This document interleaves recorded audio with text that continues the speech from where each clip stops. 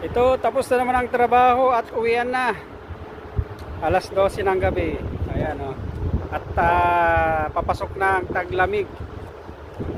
Ayan, yung surroundings natin.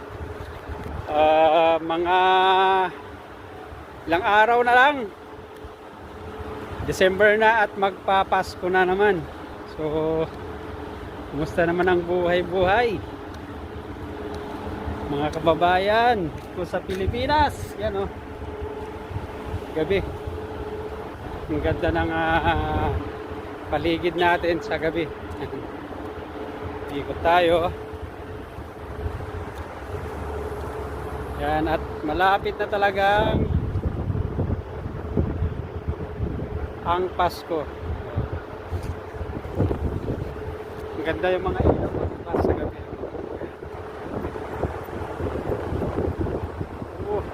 Medyo malamig na yung simoy ng hangin. Malamig na talaga. Yan na.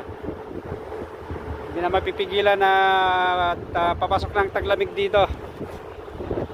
Dito sa Bansang Kuwait. Yan na. Lalabas na naman yung mga jacket. Pag taglamig dito, ang lamig naman. Pag tag-init, naku po, sobra naman ang init. Wala kang masisilungan. Buti pa yung taglamig, mag-jacket ka, pwede na. Pero tag-init, ay naku po, para kang nasa loob ng oven. So, paano? Isang maganda at mapagpalang araw sa inyo lahat. Mga kababayan ko sa Pilipinas at mga ka-OFW sa mansulong ng mundo. Have a nice and great day to all of you.